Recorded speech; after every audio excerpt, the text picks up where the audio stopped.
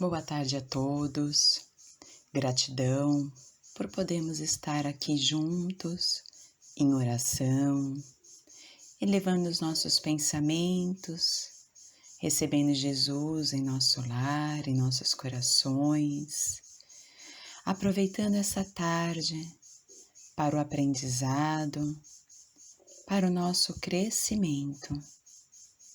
Assim, envolvidos por esta luz abençoada, pedimos a Jesus toda a proteção e muita serenidade para que possamos compreender os ensinamentos de hoje. Que assim seja, graças a Deus.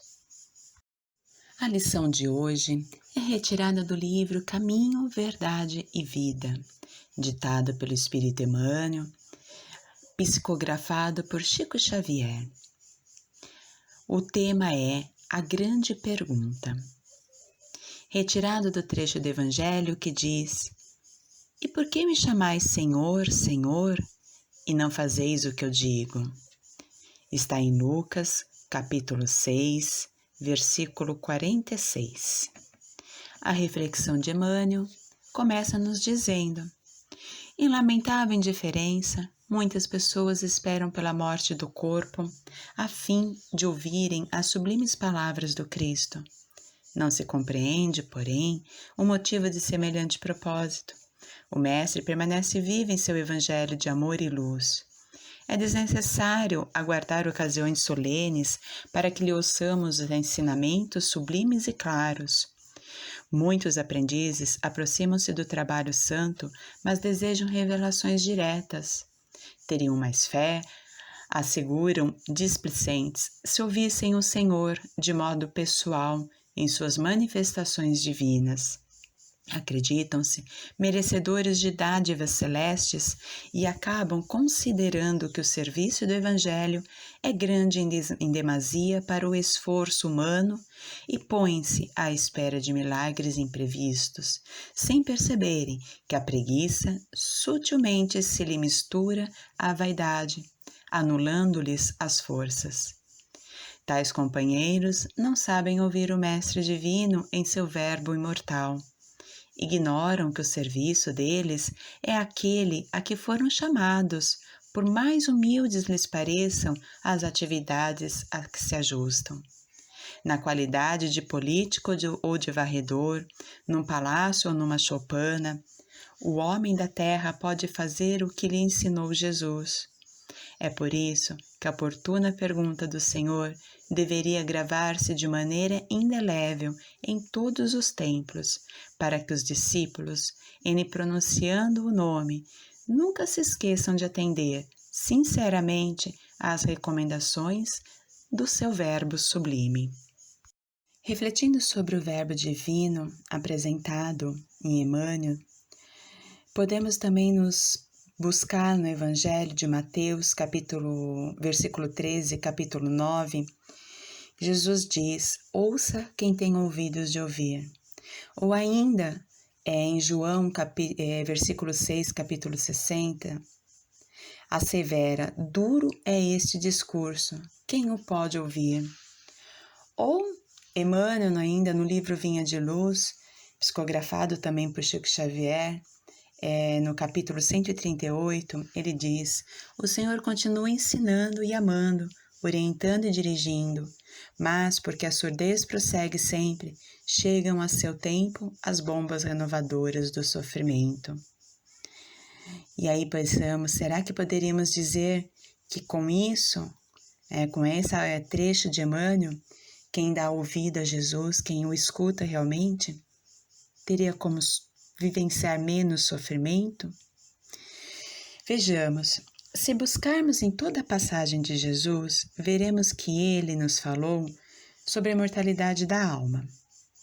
Com isso, quando cerramos os olhos no materialismo, presos ao materialismo da terra, esse materialismo no qual acreditamos tantos pesares, ganha significado limitado.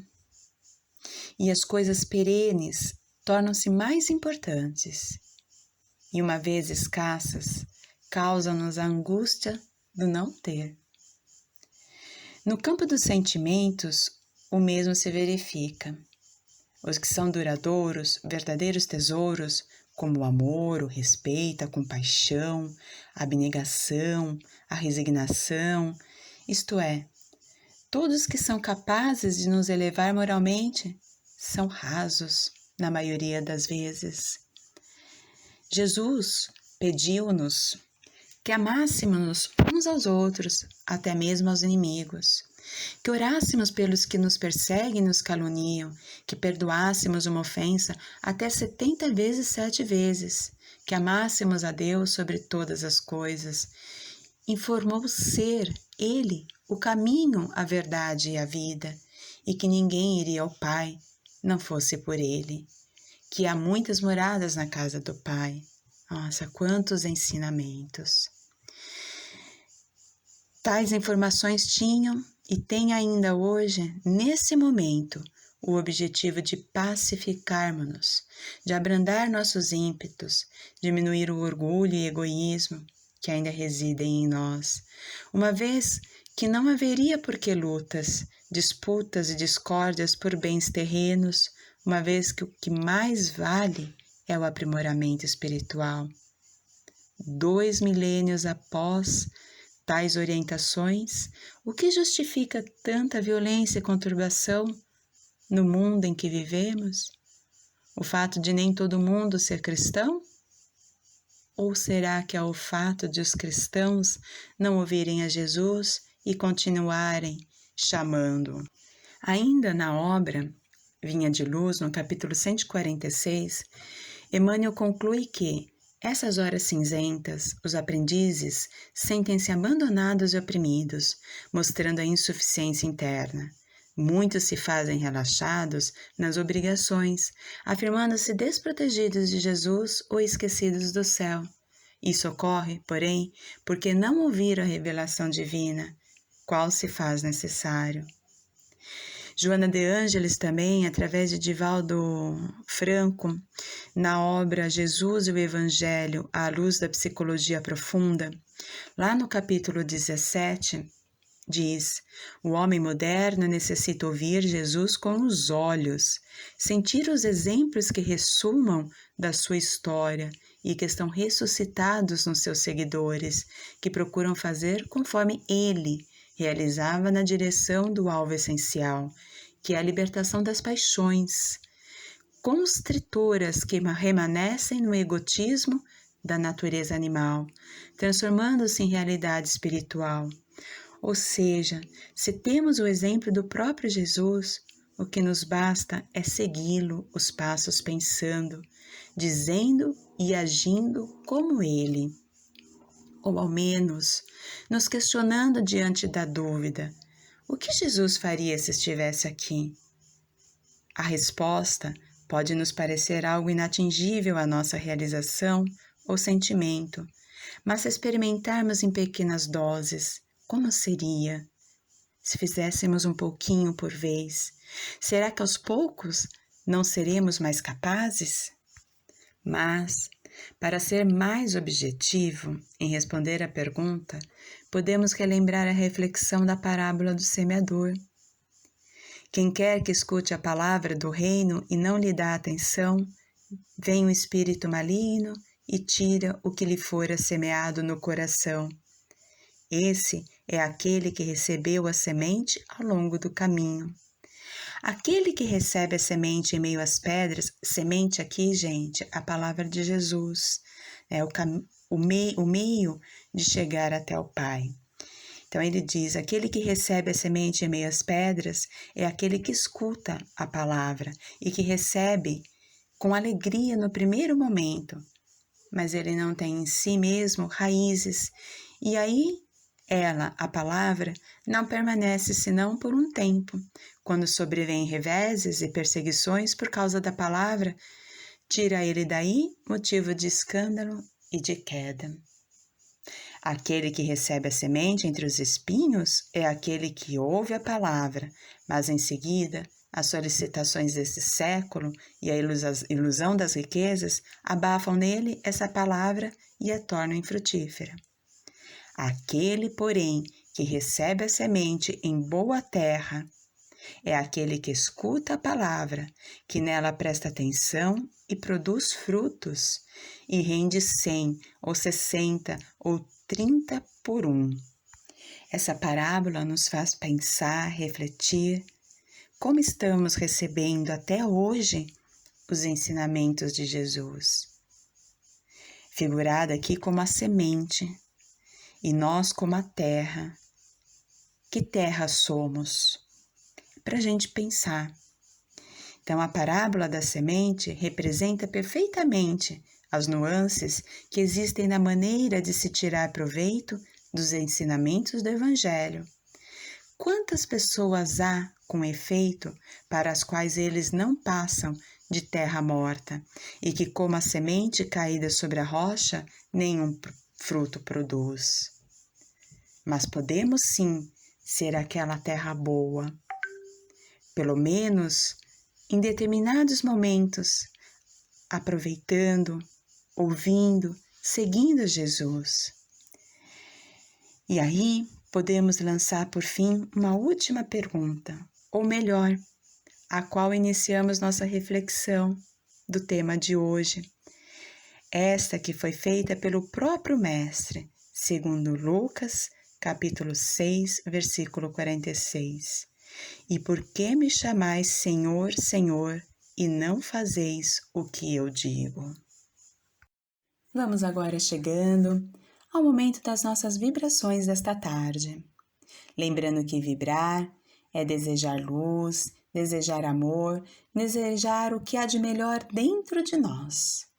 E unidos assim, vamos então nos ligando à equipe espiritual de luz do Lar de Jesus, pedindo para que esta energia abençoada possa envolver todo o nosso planeta, iluminando, levando a paz e a harmonia. Que essa energia bendita também possa chegar a todos os lares, levando a compaixão, fortalecendo toda a família no amor, na compreensão, unindo todos os nossos irmãos na fé.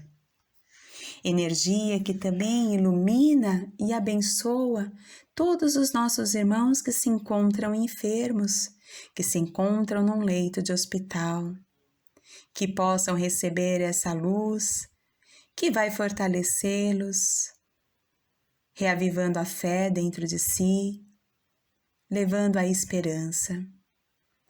Energia abençoada que ilumina todos os nossos amigos, vizinhos, familiares, levando o nosso amor e o nosso carinho. Energia que também ilumina todos os trabalhadores na seara do nosso Mestre Jesus, auxiliando-os a perseverarem sempre no caminho do bem. Energia que vai assim também aos pouquinhos adentrando em nosso lar, iluminando todos os cantos, renovando a energia presente, deixando a paz nos corações de todos que aqui se encontram.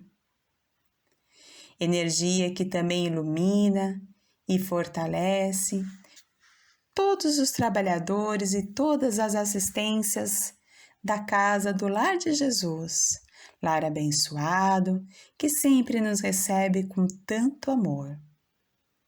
E vamos agora pedindo permissão para vibrarmos por nós mesmos, sentindo aquela luz nos banhar da cabeça aos pés, nos fortalecendo hoje e sempre.